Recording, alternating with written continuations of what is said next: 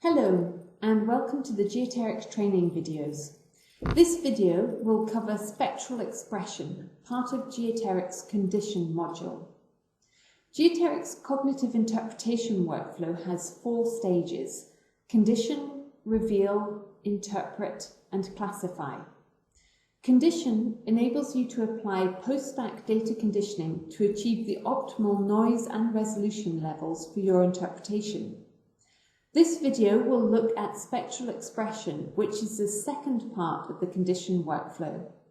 Noise expression is the first part of the workflow and is covered by a separate video that is also available online. Spectral expression is launched from the condition tab. We always recommend that you run spectral expression on noise cancelled data to ensure that any residual noise in the data is not enhanced in the spectral shaping process. Spectral expression is an example-driven spectral shaping tool, so it allows you to manipulate the spectral curve interactively to improve the vertical resolution of your data. This is ideal for thin bed analysis and detailed reservoir investigation, including things like looking for stratigraphic pinch-outs and traps and heterogeneity that can affect fluid flow. Within the tool, you can see the frequency spectrum and a vertical section through the data. You are also given 3 example curves at the bottom of the screen, which allows you to compare different options.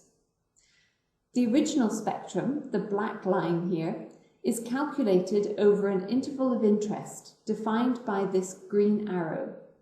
This can easily be moved to the target area and the spectrum will update. The green zone represents the data that is used for the spectral analysis and includes 100 slices on either side of the slice that is visualized. So it's very much a local, target-specific spectrum that we're analyzing. The pink line represents the target spectrum. This is the shape we're trying to achieve and is defined numerically in the boxes below the graph.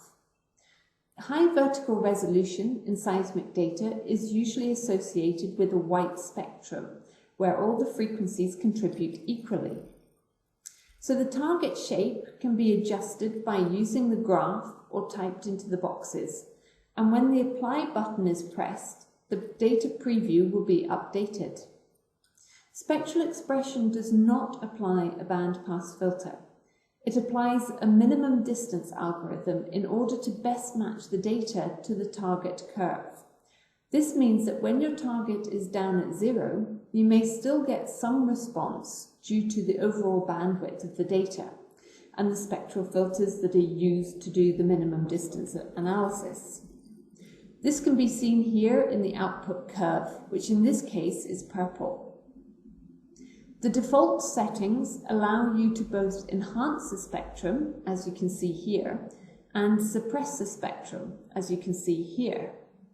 If you wish to suppress frequencies without doing any enhancement in other areas, simply select the Shape Without Enhancement option. This means that your output curve will always match your input curve, except in areas where the frequency is suppressed. This is very effective if you want to suppress high-frequency noise, for example, or if you want results that are similar to a bandpass filter. The effect of different graph shapes can be previewed by simply clicking on the different graphs underneath the parameters.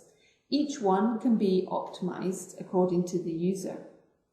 This makes the changes between the different options easy for our visual system to identify. The results can also be QC'd against the input data by using the swipe bar, which gives the user more control and visual focus. These 2 QC techniques work in ways that maximize the efficiency of our visual cognition, so the changes in the data are easily visible and are clearly understood by the user. It works in a way that is cognitively intuitive. In this example, it would be good to get a clearer picture of what's happening at these lower frequency ends of the spectrum.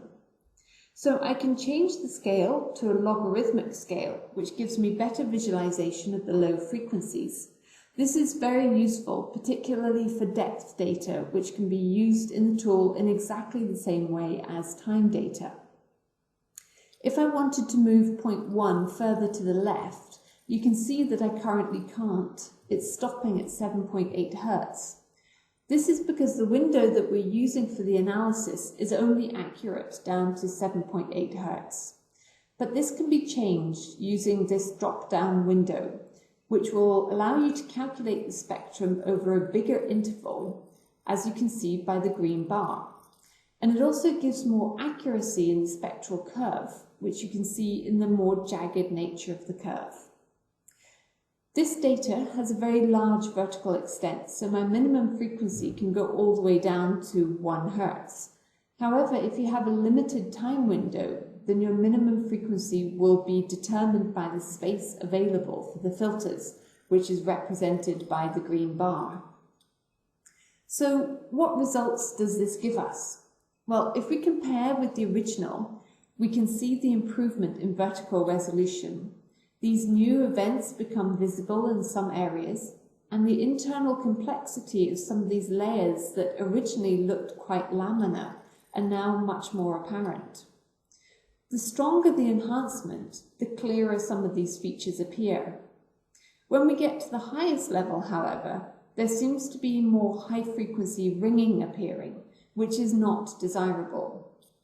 This can be minimized by having a more gradual slope on the high-frequency end of the spectrum, and also to avoid boosting frequencies that have very minimal contribution in the overall power of the curve at the two distinct ends of the frequency spectrum, as this may well represent noise.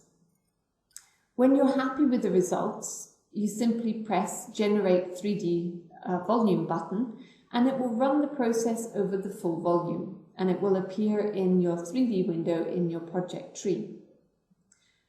Now, for the purposes of reporting and repeatability, you can save any of the displayed spectrums, and you can also reload them and use them as targets for later spectral shaping. This is very useful if you want to balance the frequency curves in AVO or 4D data, or if you simply want to keep a record of how the data was altered. There is also more information under the Spectral Statistics tab that shows you exactly which central frequencies were altered and the effect the shaping has had on some key frequency statistics, such as the mean frequency and the bandwidth of the data.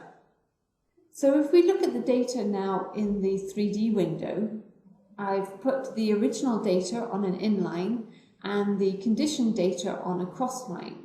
So the conditioned data has had both noise attenuation and spectral expression applied. If I bring the cross line with the conditioned volume forward so that it intersects with the well, we can see the difference between the two volumes. So I've got the original data on the left-hand side of the well on an inline, and the conditioned data on the right-hand side of the well at 90 degrees on a cross line. Now the conditioned volume has revealed distinct layers that tie with the gamma ray log response, whereas the original data does not separate these out. However, in areas where there is a genuine thick, low frequency zone, this is being preserved, so we have enhanced the high frequency thin bed information whilst maintaining the genuine low frequency information. This geoteric data conditioning workflow is extremely helpful when interpreting the data or running any form of attribute analysis, as the features are much cleaner and more easily identified. It provides the optimal input into the rest of the cognitive interpretation workflow. These results are also regularly used for improving well-tie correlations and also inversion accuracy. All the later geoteric cognitive interpretation workflows are covered in other training videos, so please check out our YouTube channel for further information. Support for any aspect of Geoteric is available by emailing our global support team using support@geoteric.com. Please also check out our blog for more workflow suggestions and tips. Thank you very much indeed for watching this video.